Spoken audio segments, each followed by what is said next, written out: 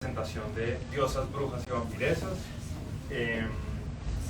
Siempre me encanta que se llene el altillo, no es usual, pues siempre para de alegría, ya es un punto alto para empezar el año. La librería Prólogo pues siempre los cogerá con mucho gusto, y pues nada, los voy a dejar con los dueños de este evento. Hay vino en la mesa ya, si no han recogido, y que disfruten del evento. Gracias. Bueno, pues muchas gracias a todos por estar acá. No sé si atrás nos oyen bien. Un poquito de contexto: yo fui alumno de Susana hace 8 años en la Universidad de Rosario. Yo soy abogado y por una electiva nos hicimos amigos. La verdad, no hay otra explicación. Yo buscando un poco salirme de la cotidianidad jurídica, metí una clase y resultó, pues es la verdad, y lo sabes y lo hemos hablado, y resultó ser Susana y nos volvimos amigos. Y esto ya hace 8 años lo estábamos hablando, y me invitó a presentar este libro que la verdad me llenó de mucha emoción acompañarte hoy, porque como siempre se lo he dicho a ella, la he admirado por su rigurosidad en el momento de escribir y abordar las temáticas, siempre despojada de la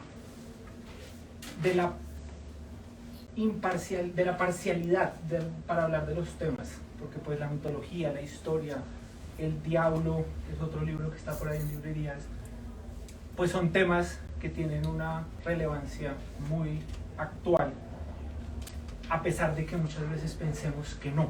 Y eso es un poco de lo que vamos a hablar hoy, de cómo las diosas madre, las diosas griegas, las brujas, las vampiresas están en cada uno de nosotros y no son tan ajenas y no están tan allá, sino que están mucho más en nuestro día a día como personas.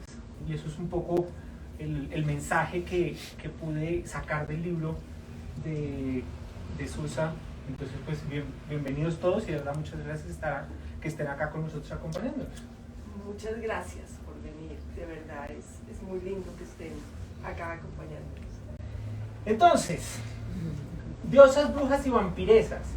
El título es sugestivo, la verdad, porque uno puede tener una imagen de una diosa, de una bruja, un poco más desde el punto de vista de la literatura infantil. Las vampiresas no tanto, porque lo primero que se nos va a venir a la cabeza es Drácula, pero ya cuando uno habla de la vampiresa en femenino, no lo tiene de una manera tan cotidiana. Entonces, al tener un título tan sugestivo y al ver un mundo actual en donde desafortunadamente está dividido entre buenos y malos, entre una superioridad moral, en una inquisición moderna, en donde los hombres están acá y las mujeres están acá, sin que pueda haber una unión, me encontré, y cuando lean el libro van a encontrar en la página 36, y eso es con lo que queremos arrancar, una pregunta que plantea Susana. Entonces, la primera pregunta se la hace Susana a Susana, porque es interesante que resuelva un interrogante que plantea en el libro. Y el interrogante dice, en la página 36, ¿será posible rescatar la imagen de las diosas madre mediterráneas con su particular autonomía sexual y poder, dejando atrás la idea del sexo débil, oprimido y dependiente, y sobre todo la patética idea de la mujer como víctima? Es una pregunta bastante interesante y está en el prólogo. Entonces sí es un abrebocas, porque cuando a uno le plantean eso de entrada, sabe que el libro va a coger un rumbo muchas veces distinto a lo que el mismo título podría sugerir. Entonces esa es la primera pregunta. Claro, gracias. La búsqueda o el estudio de las figuras femeninas nos lleva a unas figuras fuertes y básicamente nos lleva al estudio de lo femenino. Cuando hablamos de lo femenino, trascendemos el concepto de las mujeres. y nos acercamos más bien a la idea de Jung, que es uno de los padres de la psicología, cuando habla del ánima y del animus.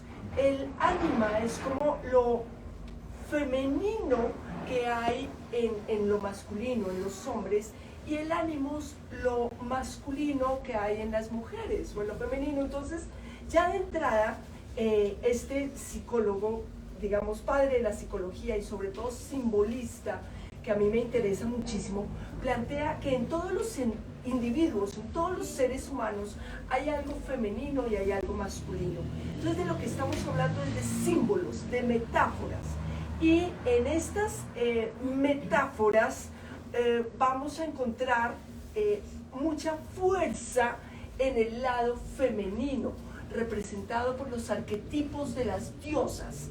Entonces, en la mitología del cercano oriente, de Egipto, de Grecia, vamos a encontrar unas encarnaciones, personificaciones de esta fuerza femenina asociada a la naturaleza, a la fuerza de la vida, que puede ser creadora o destructora, porque tiene una fuerza vital, arrebatada, muy, muy potente, que está en ellas, y eso es lo que va a evolucionar históricamente en las figuras de las diosas, las hechiceras, los súcubos, las vampiresas, monstruas, todo eso.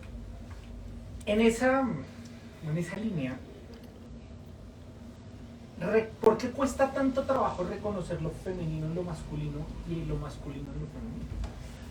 Bueno, porque digamos que cuando en Occidente se empieza a dividir, sobre todo a partir de la Edad Media, lo bueno y lo malo, y ya cuando empieza a ser un mundo más dualista, se pierden los matices.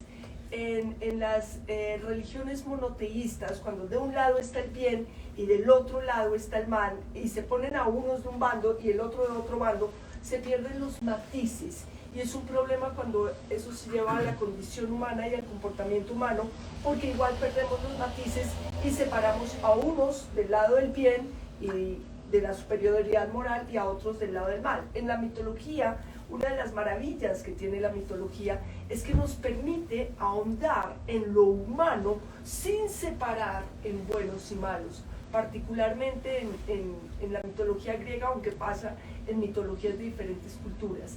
Todos tenemos dentro de nosotros mismos diferentes semillas de diferentes aspectos, entonces eso es básicamente lo que va a consolidar lo humano. Entonces, sobre ese planteamiento, se podría decir sectario, entre comillas, para el estudio de la historia y de la literatura, hay que superar ese sectarismo de dividir los buenos y los malos para poder comprenderla como un todo, con los matices, en donde hay buenos, no tan buenos, malos, no tan malos, ¿sí? Exactamente. Eso es como las buenas películas, como los buenos relatos, o sea, trasciende que sea el bueno o el malo, sino que tiene matices, tiene personalidad, tiene motivaciones, no es blanco o negro. Entonces, cuando entramos en los arquetipos mitológicos de las diosas, por ejemplo, vamos a ver que cada una de ellas tiene diferentes facetas, y eso es lo que las hace fascinantes, que nos permite reflejarnos a nosotros mismos, que no somos ni buenos ni malos, sino que tenemos muchas facetas, nos permite reflejarnos en cada uno de estos arquetipos. Pues sí, coincido contigo, como muchas veces lo hemos hablado, entre otras cosas porque atando un poco el tema de la actualidad, encontramos en esas divisiones de buenos y malos, y lo comentaba una vez con Susana, no todo hombre por ser hombre es malo y no toda mujer por ser mujer es buena. Y eso es algo que se va a encontrar mucho a lo largo del libro, porque precisamente, y lo vamos a hablar más adelante, son las pasiones humanas llevadas a las diosas creadoras, a las diosas vírgenes, a las vampiresas, a las brujas, las que en últimas van a terminar moviendo a esas figuras que muchas veces no actúan bajo un concepto de bueno o malo y que va a depender necesariamente de cada uno de las, pues, de los lectores o de las aproximaciones que uno pueda tener con esas figuras. Porque si hay algo en lo que definitivamente no hay una verdad absoluta, además del derecho, es en la mitología. Porque ahí va a depender necesariamente de qué lectura le vas a dar al mito, de qué valor le vas a dar a la bruja, a la hechicera, a la figura demoníaca, y cómo además eso se va a empezar a permear a través de la estructuración del cristianismo en todo lo que pues, va a ser la Edad Media. Y eso nos une con el segundo punto, que son los dos grandes hilos conductores que tiene el libro. El primero, y los vamos a dividir, el primero es el sincretismo, y el segundo va a ser la idea del amor, necesariamente como una pasión humana que va a mover a los personajes. Esto es como una puesta en escena. Cada uno de los personajes va a tener como un rol, y cada uno de esos personajes se va a ir moviendo necesariamente, dependiendo de cómo se vayan dando sus manifestaciones, digámoslo, pasionales. Entonces lo primero va a ser el sincretismo. ¿Qué es el sincretismo? El sincretismo nos habla de una fusión cultural. En el caso de este libro, que estamos hablando de una evolución de los símbolos de lo femenino, desde las culturas en la más antiguas y desde la prehistoria, vamos a encontrar diosas madres asociadas a la naturaleza, a la fuerza de la vida. Esa fuerza de la vida y esas fuerzas de la naturaleza abarcan muchos aspectos, no solamente los generadores de vida, sino también los destructores, los regeneradores, como cuando vemos una película de Discovery Channel y ustedes ven volcanes, ven explosiones, es la naturaleza en estado puro, pero no es simplemente un paisaje hermoso lleno de lirios, no, tiene muchísimos aspectos. Entonces, el aspecto salvaje de la naturaleza es lo que se ha conocido como las fuerzas tónicas, y a eso se le llamaba madre naturaleza. A veces cuando hablamos de diosas madre pensamos como en propagandas de Johnson & Johnson, una mamá con un bebé y una dulzura. No, eso no era así. La naturaleza es un poco más salvaje, es un poco más explosiva. Entonces esas fuerzas tónicas se van encarnando, o sea, las primeras sociedades las van representando como diosas, pero entonces esas diosas tienen ese aspecto protector, sí, pero también que puede ser destructor. Ahora, esto va pasando de cultura en cultura con elementos similares, esto va formando los arquetipos. Entonces estas figuras femeninas que van pasando de una cultura a otra con características semejantes es lo que va formando, en este caso, el sincretismo cultural, que vemos que desde el cercano oriente, Egipto, Grecia, Roma, Edad Media, tradición del norte de Europa, todos los pueblos tienen esas figuras similares de las diosas madre con esos aspectos ambiguos. Es que tal vez lo que hace interesantísimas estas figuras es su ambivalencia de ser protectoras, apasionadas, destructoras, con ese tema que tú hablabas de la pasión como hilo conductor, la pasión que puede ser generadora de vida, pero que también puede ser destructora. Entonces eso les da un poco las múltiples facetas a lo femenino. Sobre esa base, entendiendo el sincretismo como esa mezcla histórica y cultural, en un principio uno pensaría que solo se va a dar en las diosas. El sincretismo también permite crear la imagen de la bruja, de la vampiresa, de los demonios femeninos sexuales. Por supuesto, esa fusión cultural se va dando en diferentes aspectos en todas las culturas y con diferentes representaciones. En el libro estamos hablando de los personajes femeninos, pero como tú mencionaste, el libro anterior que trabajé, que era sobre la figura del diablo, también hay un sincretismo en el diablo con la figura de los centauros y sátiros, de Pan y la figura del diablo. Entonces viene de la mitología griega un macho cabrío que tenía unas características que se va a ir conformando como la figura del diablo, pero originalmente no era el diablo, los griegos no tienen diablo. Entonces estas figuras y este sincretismo, esta mezcla cultural, la podemos encontrar en diferentes representaciones, en diferentes personajes. Entonces, centrándonos en las diosas, madre y creadoras de vida, la primera parte del libro es bastante interesante, porque arranca con Ishtar.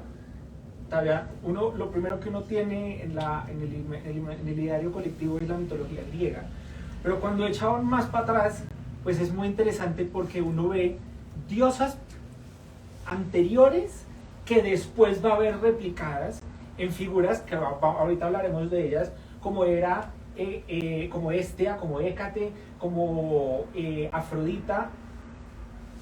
Pero además la primera parte del libro nos lleva desde Ishtar, y esa es un poco la pregunta, de Ishtar a la Virgen María. ¿Sí?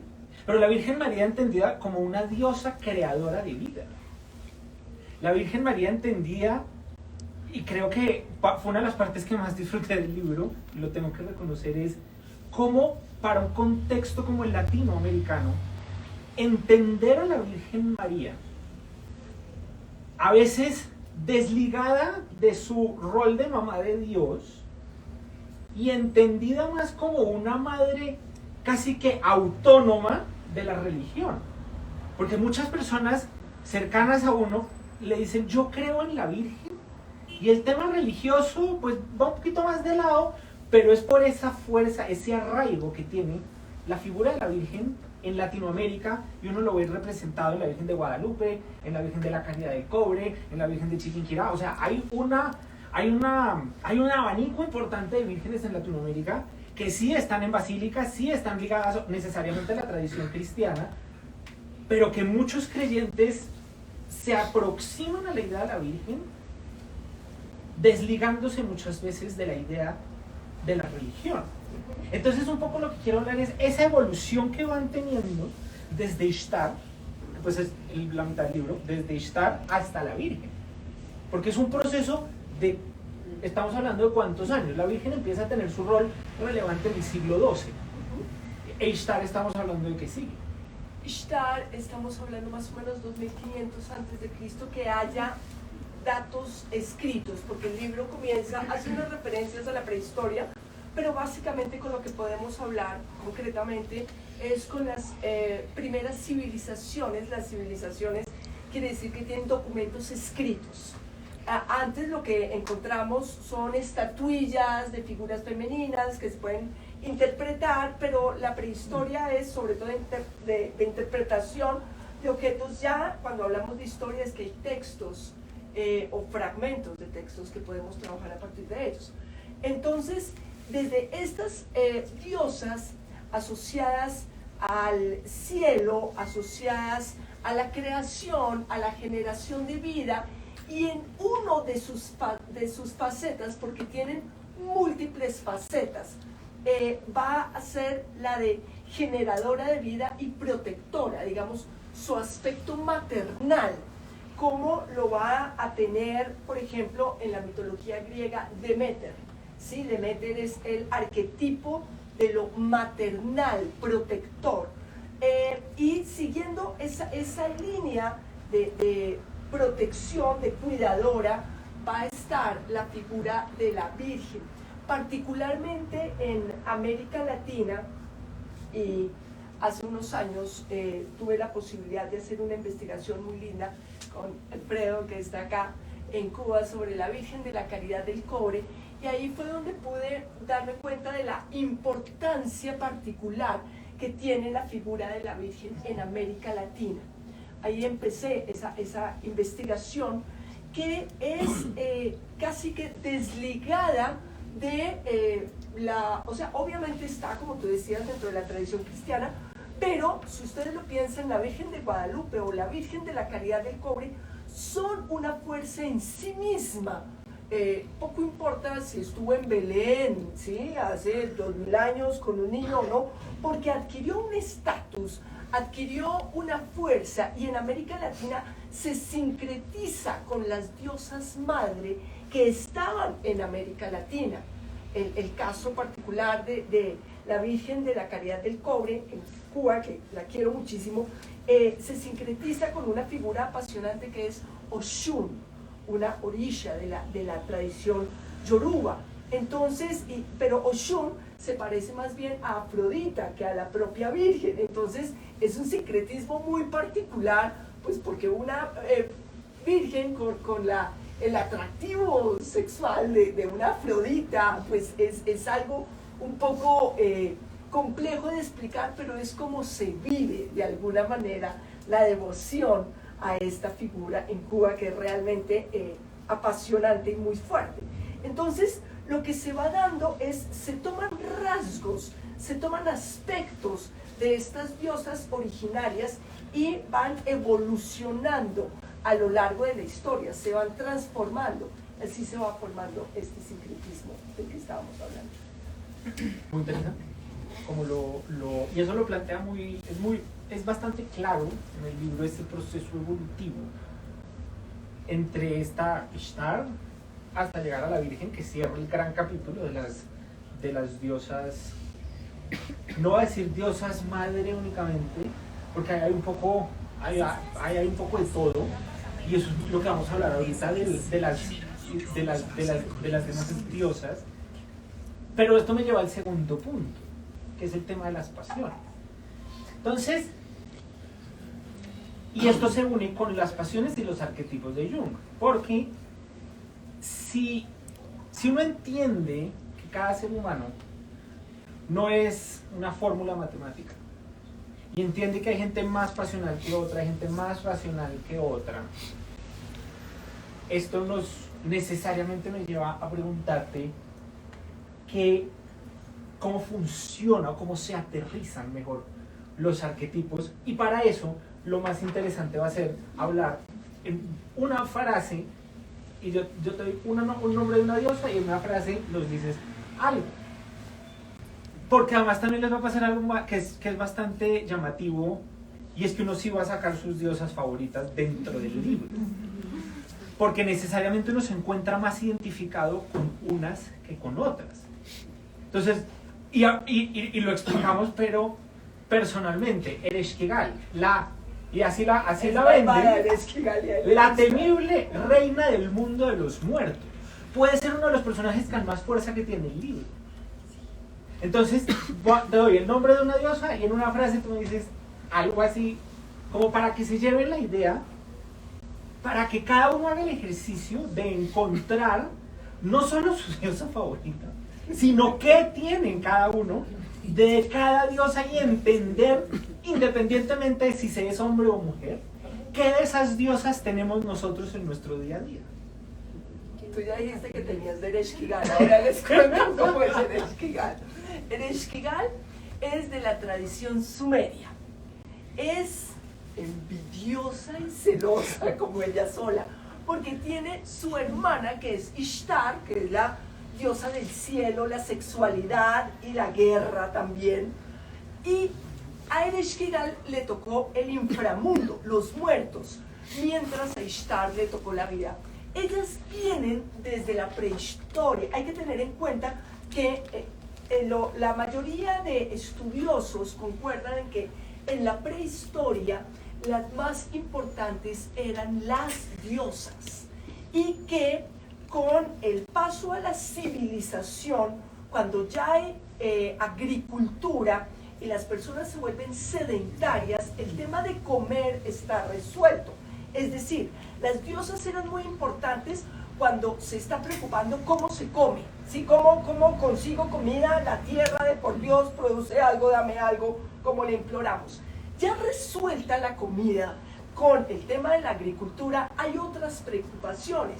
La guerra, extender el territorio, ¿cierto? Cambian los intereses. Al cambiar los intereses, cambian los dioses. Entonces, al estar los dioses, cuando ya se solucionó la comida y empieza a ser la guerra, el dominio, el poderío, los imperios, pues van a ser esos dioses que son nietos de las primeras diosas los que van a empezar a dominar, pero ellas siguen existiendo. Entonces, Ereshkigal está en esa época de las primeras diosas. Está Ishtar, está Ereshkigal, pero a Ereshkigal le toca el mundo de los muertos. El mundo de los muertos en todas las culturas siempre ha inspirado miedo. No solamente por ir al más allá, que ese está el tema, sino con que los muertos se devuelvan. Que esa es la gran arma de Ereshkigal, es soltar a los muertos a que se coman a los vivos. Entonces, la idea de los vampiros, de los muertos vivientes, que todavía está en las películas actuales, viene desde los sumerios. Eso es apasionante, porque quiere decir que los miedos que tenemos hoy en día son miedos que tienen por lo menos 7000 años que se haya contado históricamente. Entonces, eso es muy interesante. Ese temor, bueno, entonces se devuelven y Ereshkigal tiene ese poder, una profunda rivalidad con su hermana. Ella maneja el mundo de los muertos cuando su hermana Ishtar tiene un amante que se muere cazando un jabalí, porque además Ishtar seduce los héroes son mortales, o sea, están en menor categoría que ella, pero entonces listo, se muere y ya Ereshkigal lo atrapa, no se lo va a soltar a devolvérselo a su hermana. Entonces la hermana va hasta el inframundo a decirle, por favor, devuélveme mi amante, y ahí la otra le dice, pero has tenido muchos, uno más, uno menos, no importa. Y ella dice, no, este sí me gusta de verdad, o sea, este es en serio que me gusta y quiero que me lo devuelvas. Y la otra no se lo devuelve. Y después hacen una negociación, que es lo que va a generar las estaciones, porque como no se lo devuelve, Ishtar, que es la diosa de la agricultura, no vuelve a generar vida ni nada. Entonces ella, pues los otros dioses les toca presionar, y el amante sale 6 meses a estar con una, 6 meses a estar con la otra, y esos 6 meses es el tiempo en que hay cosechas, y cuando no está con ella, pues ella no produce tampoco cosechas, y hay invierno espantoso y sequías y esas cosas. Entonces ese es un mito que está hablando de las estaciones. Y esa es, digamos, la figura de Ereshkigal, es ya una figura celosa, sombría, atractiva, pero a pesar de todo su poder, ella era la reina del inframundo y se aburrió de estar sola, ya quería un marido, pero ninguno de los dioses quería estar con ella. Entonces, por allá ella tiene un conflicto y hace que le pida perdón el dios de la guerra, Nergal, y lo atrapa. Ella lo seduce, pero para quedarse con él como marido, y él se queda atrapado. No quería, ella lo obliga, y ella deja de ser la reina por tener marido. Es un mito bastante complejo, que además tiene distintos matices. Tiene el tema de las estaciones, pero también de la relación entre hermanos, pero también, o sea, es un personaje con bastante fuerza. Ahora, Artemisa, para entrar en terrenos más cercanos de solo 2000 años. Artemisa es una diosa griega, no sé por qué se me fue la voz, y es una de las diosas vírgenes. Eso quiere decir que ella sola es una unidad, que no va a ser madre, no va a ser esposa, no va a ser amante. Las diosas vírgenes en la mitología griega significa que son poderosas, autónomas y no tienen debilidades. Hay 3 principales, que son Artemisa, Atenea y Hestia. Artemisa representa la ayuda femenina, la ayuda entre mujeres, el apoyo entre mujeres. Artemisa solo quiere la compañía femenina y de sus sacerdotisas, ama los bosques, ama la naturaleza, y es la del arco. Ella, digamos, tiene un objetivo y quiere cumplirlo. Es el arquetipo de lo femenino, que prefiere la compañía femenina para trabajo y para todo, que es autónoma y que es, digamos, muy intuitiva. Y esto nos lleva necesariamente a otra diosa que es bastante interesante por lo implacable que puede llegar a ser, que es Atenea. Tu diosa preferida. Atenea, a diferencia de Artemisa, prefiere la compañía masculina. Ella es un arquetipo femenino de una mujer, pero que se entiende más con lo masculino, por decirlo así, que se entiende más con los hombres. Es diosa de la sabiduría, de la estrategia militar. Ella nació de la cabeza de Zeus y nació adulta, inteligentísima. Su mamá era Metis y su papá se la había tragado, por eso salió de la cabeza de su papá, ya armada. Y ella le dice a su papá: quiero ser virgen, a mí no me pongas en dramas de romances, esa es mi decisión. Es autónoma, diosa de la sabiduría, de la estrategia militar, y es la más implacable y poderosa de las diosas. Entonces representa la inteligencia, y es muy interesante que sea un personaje femenino el que representa la inteligencia, la sabiduría, la estrategia. Tú me decías que la veías, que la habías visto una estatua en alguna parte. Implacable, sale con su armadura, sale con la lanza, sale, eso es en el Congreso en Viena, en el Parlamento austriaco, está Artemisa y da miedo, ella de por sí da miedo. Y un poco todo lo que pasa con Medusa, cómo es tan implacable, porque Artemisa, creo que de todas, es la única que no conoce los matices. Para ella no hay ni blancos ni negros. ¿Para Atenea? Sí.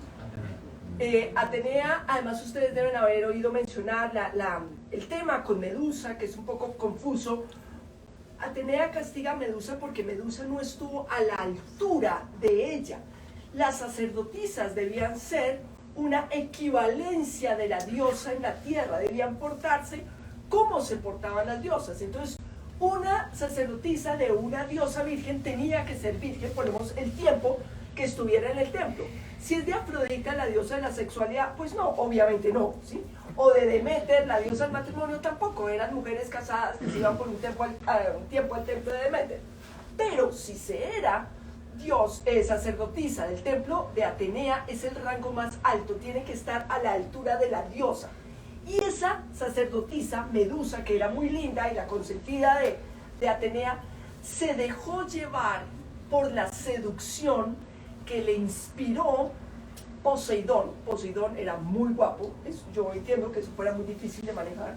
Poseidón era muy guapo, a mi modo de ver, tal vez el más atractivo de los dioses del Olimpo, porque es como impulsivo, salvaje, desmechado, ¿sí? Es como wow. Y entiendo la debilidad de la sacerdotisa, pero Atenea definitivamente no la entendió y la volvió monstruo. Pero entonces el motivo por el que la vuelve monstruo es porque no está a la altura de sus expectativas. Esperaba que su sacerdotisa, que era de las muchachas más inteligentes de Atenas, más hermosas, a la que se les daba todos los privilegios, estuviera a la altura, a su nivel. Entonces, pues cogimos esas tres como para una introducción a porque son varias, del catálogo de dioses es importante, pero lo que es rescatable es cómo, al ser pasionales, porque pues Atenea es implacable pero pasional en el momento de castigar a Medusa. Es racional, pero también hay como una decisión visceral de no estás a mi altura y te vuelves un monstruo, es una ira. Y la ira pues no se traduce en una pasión. Pero entonces, como habíamos dicho que el libro tenía por el lado el sincretismo y por el otro lado la idea, pero el amor no racional, sino un amor absolutamente visceral, impulsivo, ¿sí? Que lo vamos a ver en las diosas, en las brujas, en las vampiresas, pero además en las diosas, pues, como lo hablaste, se nos va a dividir entre las diosas que sí le apuestan al tema y las diosas vírgenes que dicen, esto para mí es absolutamente irrelevante. Entonces, ¿cómo se traduce todo ese hilo conductor? Porque las hechiceras, pues, actúan de una manera absolutamente instintiva, diferencia entre las hechiceras y las brujas, pero es cómo logro el amarre, cómo logro tentar a la suerte, cómo logro que me da miedo, pero igual si no lo hago yo directamente busco a la bruja. Y eso se oye, o sea, uno ha oído que la bruja de Rosales, la gente va y le paga un jugo de plata para saber qué va a pasar en los próximos 10 años en su vida. O sea, es algo que está en nuestra cotidianidad. Entonces, ¿cómo se traduce ese tema pasional en las diosas, separándolas entre las diosas madre y las diosas vírgenes, las brujas y las hechiceras, pudiendo ser interesante hacer esa distinción, y las vampiresas? En primer lugar, todo esto está asociado a la relación de lo femenino con la naturaleza. Entonces, la naturaleza como fuerza es asociada simbólicamente con la pasión generadora de vida, ¿sí? Es como una representación, una corporización de ese concepto. Entonces, si tenemos eso, la naturaleza es no solamente la naturaleza terrenal, los árboles, las plantas, sino también la naturaleza humana, con su destino, con sus debilidades, con sus pasiones. A las figuras femeninas, a las diosas, se las asociaba con la tierra, con la luna, con la noche, con la capacidad de germinar, con todo esto que es un poco subterráneo, intuitivo, mágico, porque no tenía una explicación racional. Entonces, las diosas van a estar de alguna manera asociadas, muchas de ellas, con ese aspecto. Y eso va a encarnar también lo pasional. Las diosas que no son vírgenes, por ejemplo, Hera, la esposa de Zeus, Deméter, la mamá de Perséfone, Afrodita, la diosa de la sexualidad, tienen pasiones muy fuertes. Hera, los celos, es la esposa de la primera dama del Olimpo, pero su matrimonio es un desastre. Ella no va a dejar su matrimonio porque es la primera dama, pero el matrimonio es terrible porque ella vive enferma de celos. Y los celos es una ira profunda contra las amantes, contra los hijos de las amantes, contra todo el mundo. Entonces ella tiene ese aspecto terrible, pero tiene un aspecto interesantísimo que es la perseverancia. O sea, ella está ahí para las que sea, ella va a permanecer. Entonces, la constancia como peligro, pero como virtud de alguna manera, o sea, el matrimonio sigue. Entonces, ese es un aspecto. Deméter, cuando se llevan a su hija Perséfone, va a arrastrar también con toda lo vivo que hay en la tierra. Afrodita es la sexualidad caprichosa, voluble, siempre se va a aburrir de sus amantes, tiene muchos, pero casi todos la aburren rápidamente. Entonces esa pasión, pero también refleja lo efímero de la pasión, ¿sí? Entonces están todas estas diosas, y Perséfone me encanta. Perséfone es la pasión de lo infantil, que es capaz, como no le toca preocuparse por la vida cotidiana, porque siempre va a tener su mamá o su marido, es capaz de percibir como los mundos intermedios, los sueños, el contacto con el más allá, y todo esto va a estar asociado a lo femenino. ¿Y cómo se diferencia una bruja de una hechicera? Las hechiceras pertenecen a todas las culturas, y las brujas es un fenómeno, históricamente hablando, digamos, se asocia desde finales del Renacimiento, con auge en el siglo XVII, cuando el catolicismo acusó, pues todo el cristianismo acusó a unas mujeres de tener pacto con el diablo, a las que perseguía la Inquisición, eran brujas. Ahora, muchas de estas originalmente eran hechiceras.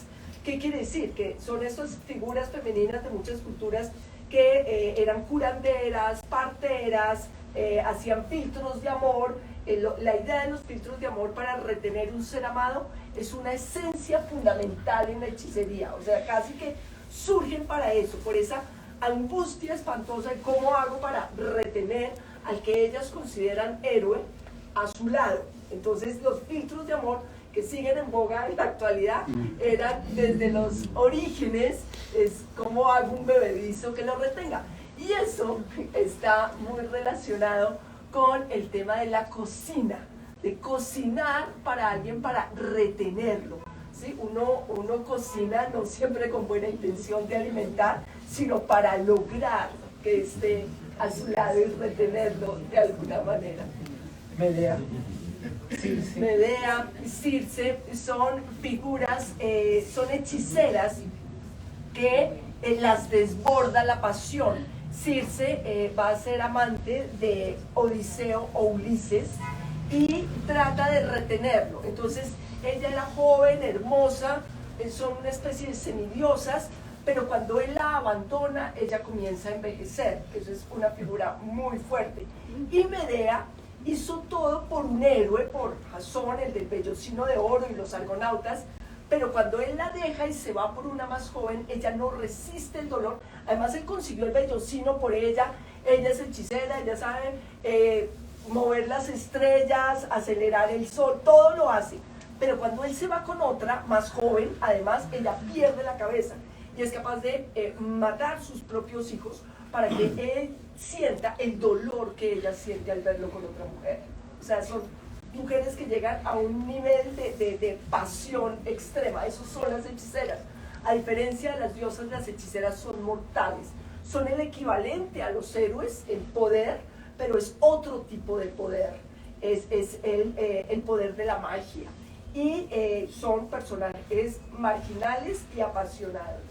Pero las hechiceras no tienen una connotación negativa, como si la tienen las brujas a raíz de la persecución cristiana. Las hechiceras, lo que pasa es que por su naturaleza son peligrosas, pero son peligrosas, eso no las hace malas, las hace que ellas no tienen la culpa que los demás les tengan miedo, ¿sí? Pero son muy lindas. Las hechiceras sí son un poquito egoístas, digamos, pero malas, pues no. Y además, como son tan atractivas, pues son, digamos, deseadas. Uno sabe que corre su riesgo, pero lo que pasa es que son muy atractivas. A las brujas, ya en el imaginario popular, las vuelven feas, viejas, más similares a unos personajes de la mitología griega que son apasionantes, que son las moiras. Las moiras son las tejedoras del destino, las que controlan el destino. Los antiguos griegos imaginaban el destino como un gran telar y los hilos eran hilos, la vida de los dioses y de los humanos eran hilos. Los de los humanos se podían cortar, los de los dioses no, eran hilos de oro y eran inmortales, pero entonces ellas los tejían. Entonces imaginaban, no solamente los griegos, en muchas culturas imaginaban el destino controlado por seres femeninos, los vikingos también, que son las nornas. Ellas tejen la vida humana. ¿Por qué? Porque son impredecibles, son burlonas, son unas figuras femeninas que nacen viejas, es decir, ellas no se van a enamorar, no comen cuento, pueden burlarse de todo, ¿sí?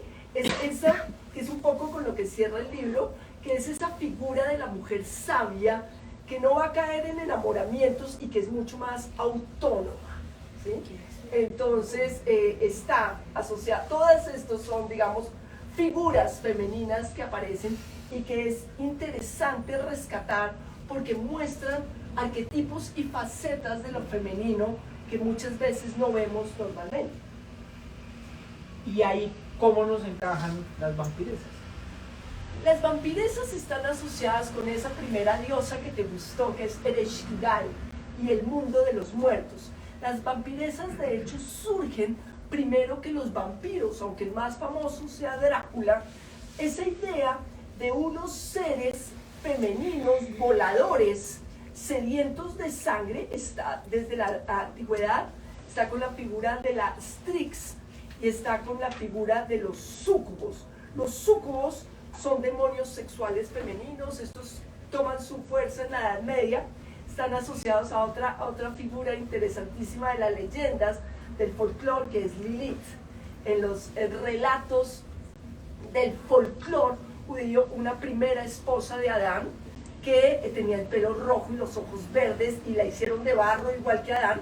Esa leyenda surge porque en el Génesis, en la Biblia, hay como dos referencias a la creación. Entonces unos estudiosos medievales empezaron a preguntarse que por qué había dos referencias a la creación de la mujer. Entonces yo, no, debió hacer por lo menos dos señoras y ninguna le funcionó a la larga, pero de todos modos, ok, la primera Lilith, de pelo rojo, los ojos verdes, la hicieron de barro igual que él, y ella pues es súper independiente, no quiere someterse a Adán, y ella sola va a ser la mamá de unos demonios femeninos, que son unos demonios sexuales, que salen a buscar hombres castos, puros de noche para tener relaciones sexuales con ellos, y de ahí van a surgir la figura de las vampiresas.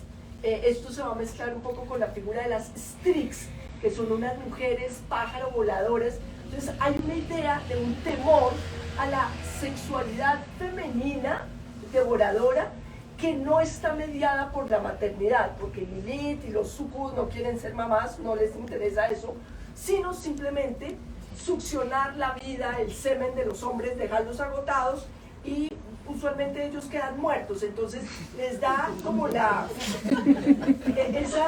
dualidad entre el deseo y el pánico tan espantoso que produce, pero es como ellas representan ese matiz, ese aspecto del temor a lo femenino, que tiene una sexualidad devoradora y sí, gusta mucho, pero qué miedo.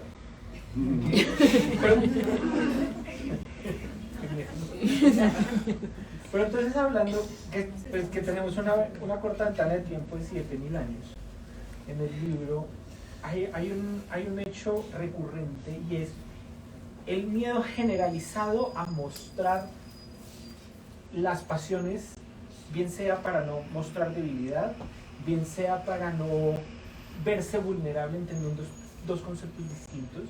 Entonces todas estas figuras, diosas, brujas, vampiresas, se dotan de esas pasiones que los hombres, entendido a la raza humana, no son capaces de demostrar. Ellas personifican ese temor del que no se habla claramente muchas veces, pero ese temor va por ambos lados, ¿cierto? El temor de ellas a quedarse solas genera los filtros de amor, los beberizos, los amarres, ¿cierto? Pero ahí volvemos al tema que no es un problema solamente de mujeres, estamos hablando de lo femenino, es decir, quizás tú quieres hacer amarres, no lo sé, es una posibilidad, pero entonces esa idea, ¿sí? Y por otra parte, el temor a ser amarrado, ¿sí? En el Malleus Maleficarum, que era el manual con el que se perseguía a las brujas a principios de tiempos modernos, porque tendemos a pensar que eso es en el corazón de la Edad Media, y no, es más cerquita en el tiempo de lo que imaginamos. Y el Malleus Maleficarum se refleja ese temor a que las mujeres van a hacer hechizos, conjuros que van a castrar a los hombres. Entonces las hechiceras siempre han tenido una asociación de alguna manera con lo sexual, con lo amatorio, con todo eso. Bueno, para cerrar, que tengo dos preguntas. La primera es, llama poderosamente la atención cuando uno va a la bibliografía del libro y encuentra que hay un porcentaje, estamos hablando, porque los conté fácil, el 70% de las fuentes bibliográficas son hombres. Entonces son hombres hablando de mujeres. Pero entonces cogí unos nombres muy particulares para que de una manera muy concreta pues nos cuentes por qué se vuelven relevantes estos hombres hablando de mujeres para explicar el poder de lo femenino que se encuentra en cualquier ser humano. Entonces el primero de ellos es Robert Graves. Bueno, ese es un autor que amo apasionadamente.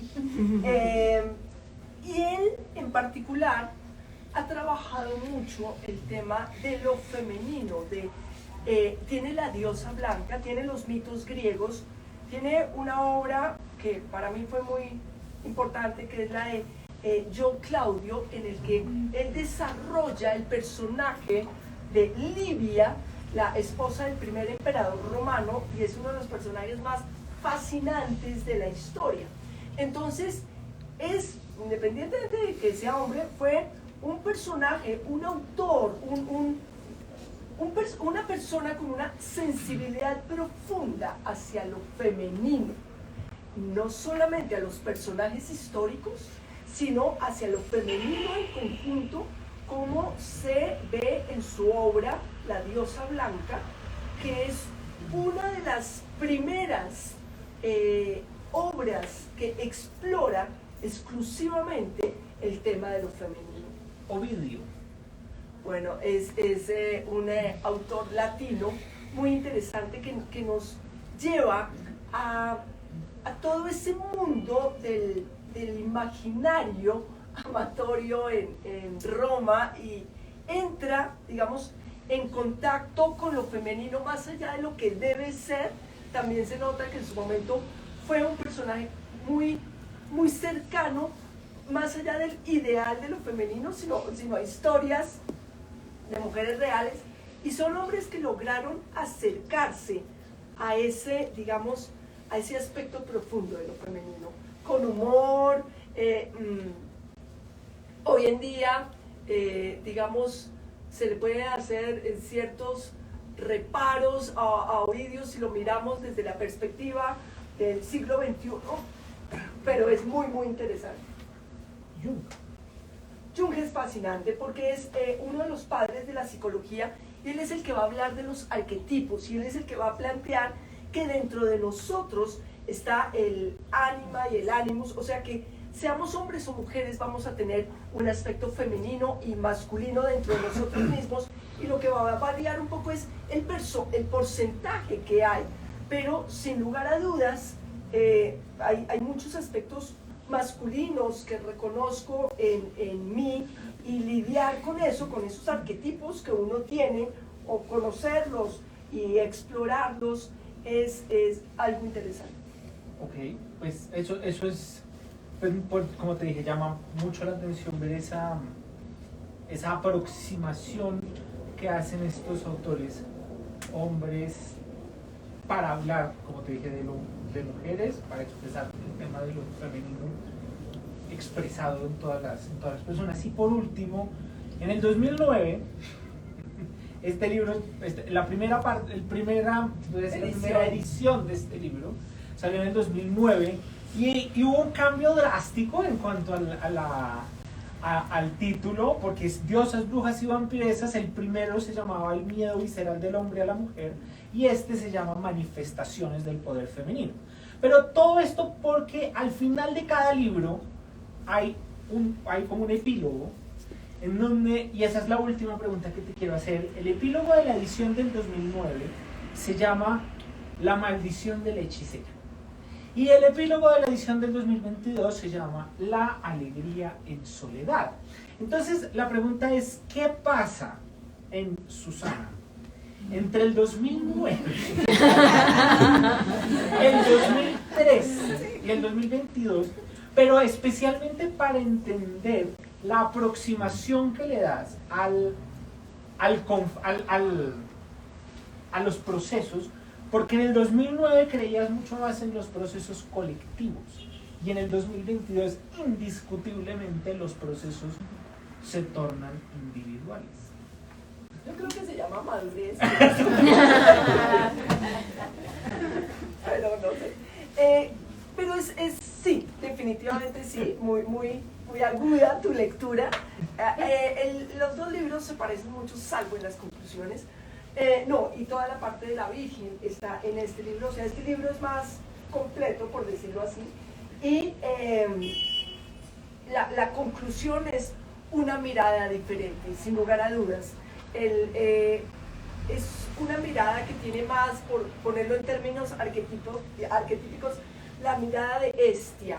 Hestia es la diosa griega del silencio, el recogimiento, de lo sagrado, de lo íntimo, de lo privado, del recogimiento en uno mismo. Es la diosa del hogar, que no tiene problemas ni conflictos con nadie, y que refleja una evolución interior. No fue voluntario, simplemente se dijeron las cosas, pero sin lugar a dudas la mirada va cambiando. Entonces, la idea, además en este libro está más claro la idea de lo femenino, o sea, de lo que tenemos todos como individuos, de lo femenino, y de la importancia de que los procesos de reflexión sobre uno mismo, sobre lo humano, se hagan individualmente y en silencio, ¿sí?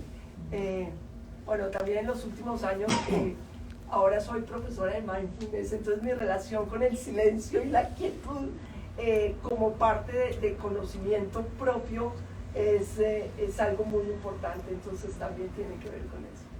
Bueno, pues No sé si alguien tenga alguna pregunta. Yo. Bueno, buenas noches, gracias por la presentación. ¿Qué opinas del idolatrar a una persona, a un ser mortal, como si fuese un dios o diosa? Peligrosísimo. O sea, digamos, es algo muy peligroso en lo que ese ha sido un tema de reflexión constante. No, es algo peligroso porque tal vez es dentro de nosotros mismos tenemos que reconocer que todos los mortales, son humanos con debilidades, y atribuirles más atributos de los que en realidad tienen puede generar un conflicto muy profundo. No, pues la pregunta, bueno, muchas gracias, Susana. Tu libro me pareció bellísimo, una obra de arte. Tengo la primera edición. La pregunta es, no me queda claro, ¿este nuevo libro es totalmente diferente? O sea, pensé que era una nueva edición que tenía cambios, pero ¿es un libro completamente diferente? ¿O es...? De la primera a la segunda edición. No, o sea, tiene cambios, tiene más elementos que no están en el libro anterior. Es decir, toda la parte de las diosas, de todas las diosas griegas, de todos los arquetipos de las diosas griegas, está en este. La relación de los arquetipos, o sea, el otro tiene diosas fundamentalmente nocturnas. Este ya tiene todas las diosas que logré trabajar de la mitología griega, o sea, todas las diosas olímpicas, por lo menos, y las musas. Tiene además la investigación sobre la Virgen y la relación de esas diosas originarias con la Virgen. Eso no aparece en la primera edición. Y la conclusión. Y la conclusión es diferente, por eso mismo, porque se está hablando más del poder de lo femenino y no del miedo de los hombres a lo femenino. Pero el resto es básicamente muy similar. ¿Puedo picarte la lengua? ¿Qué relación hay en todo lo que hemos hablado de lo femenino con el feminismo actual? Eres un peligro.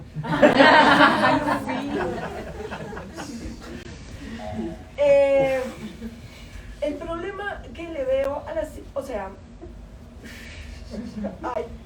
bueno, algunas de las corrientes, porque hablar de feminismo actual es muy difícil, pero algunas de las corrientes se han centrado en victimizar a las mujeres. Creo que es muy peligroso, y en mi función como profesora, por ejemplo, que aquí tengo una de mis más consentidas estudiantes, creo que lo importante es trabajar desde la fuerza de lo femenino y no desde la debilidad de lo femenino. Entonces es explorar los arquetipos que nos hacen reconocer qué es lo fuerte que hay entendiendo lo femenino y no lo débil. Esto además lleva a entender que la fuerza de lo femenino tiene que ver con la intuición, con la protección, con la naturaleza, y no ver esos aspectos como débiles.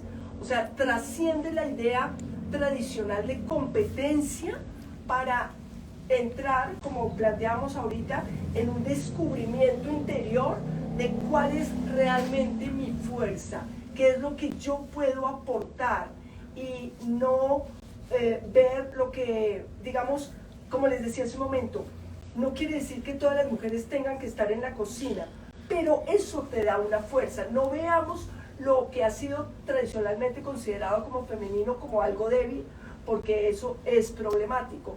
Veamos lo femenino, lo que queramos hacer, guerreras como Atenea o lo que sea, que eso simbólicamente tiene una representación, lo que queramos ser, pero mirámoslo desde la fuerza y no desde la victimización.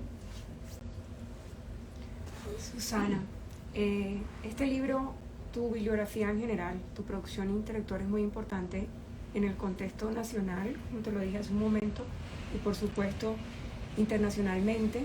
Yo auguro que este libro tenga mucha circulación por fuera de Colombia, porque creo que para el estudio no solamente de la historia, sino también de la historia de la literatura, es importante porque como estudiante de literatura, una de las cosas que pasó es que cuando vemos literatura grecolatina o del Renacimiento, leemos autores que son los que nos muestran los estereotipos, tanto femeninos como masculinos, en toda la tradición literaria.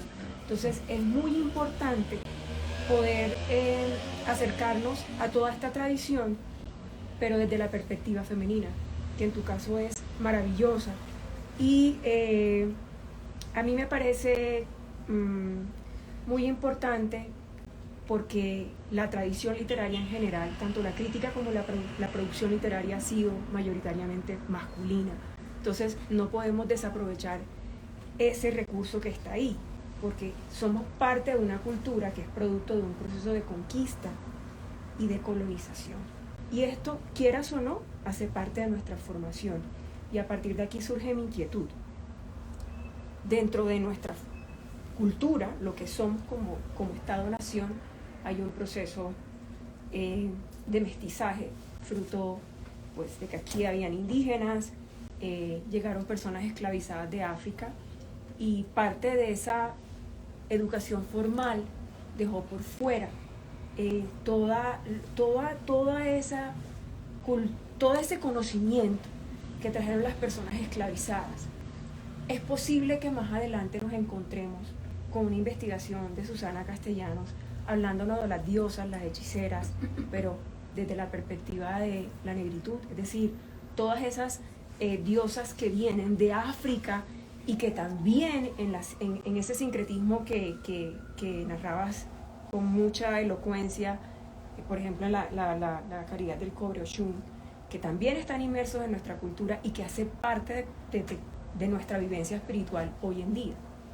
Claro que sí, precisamente ese es, digamos, el proyecto en el que estoy ahorita, ¿sí?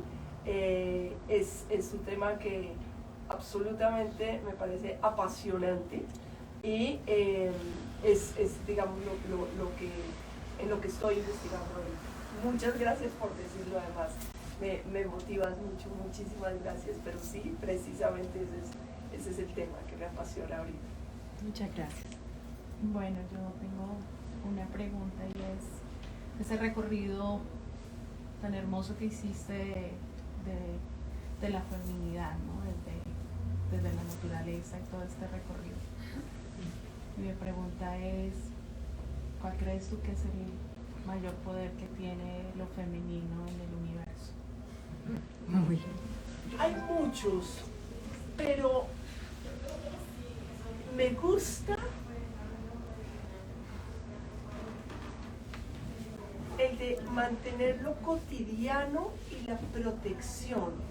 Eso que se mantuvo en la Virgen, por decir algo, independientemente de ser creyente o no. Sí, eso no tiene nada que ver.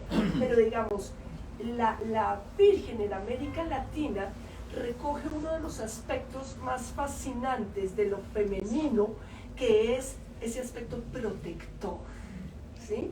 Ese aspecto que no necesita ir a la guerra, sino que más bien mantiene lo cotidiano, mantiene la calma, le apunta a eso.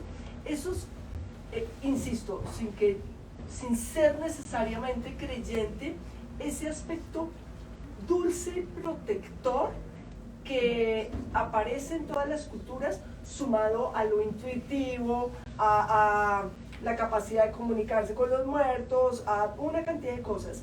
Pero ese aspecto bondadoso y protector que ha hecho que la Virgen en algunos lados tenga incluso más importancia y más fuerza que el Cristo o que la figura de Dios Padre, que a veces es muy justiciera. Ese aspecto conciliador, misericordioso, bondadoso que se consolidó en el arquetipo de la Virgen hasta llevarla a dar el estatus que tiene en la sociedad. Si se mira desde ese lado, porque ese es otro de los cambios que hay en el libro, o sea, para mí la relación con la figura de la Virgen ha sido una relación difícil, porque en un momento dado, pues uno critica que marcó digamos, un ideal de lo femenino virgen y que niega la sexualidad y todo eso, y tuve muchísimos años conflicto con eso, y después uno empieza a pensar, hay algo bondadoso, protector, maternal, que da paz, que da tranquilidad, que es lo que le gusta a la gente de esa figura, que es profundamente atractivo. Eso me gusta. Muchas gracias por acompañarnos esta noche.